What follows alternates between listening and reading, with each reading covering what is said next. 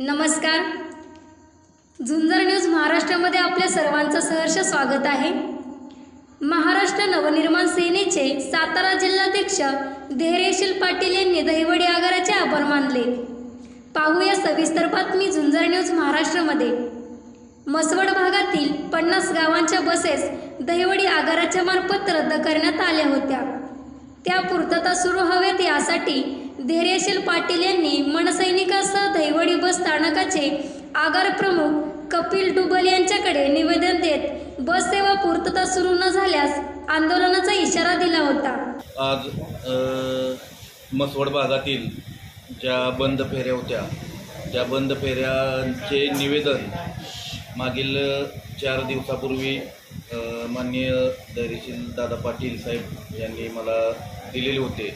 दादांना मी सांगितलं होतं की या सोमवारी आम्ही त्या फेऱ्या चालू करू आणि आज खरसुंडी मुक्काम आणि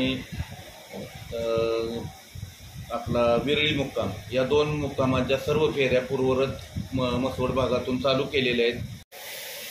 गेली 4 दिवसापूर्वी आम्ही दहिवडी आगारचे डिपो मॅनेजर डुबल साहेब यांना एक निवेदन दिलेलं होतं. निवेदनाचा विषय असा होता की मसवड भागामधल्या त्यांनी 50 गावच्या गाड्या बंद केलेल्या होत्या.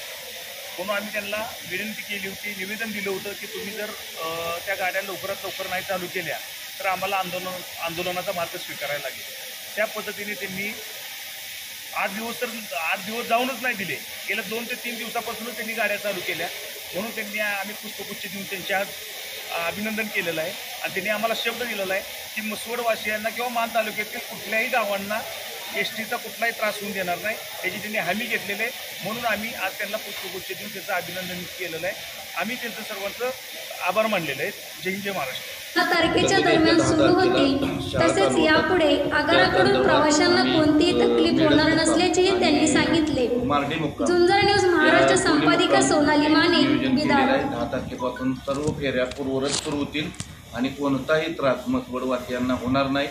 त्यांची पूर्वरत सेवा परत सुरू राहणार.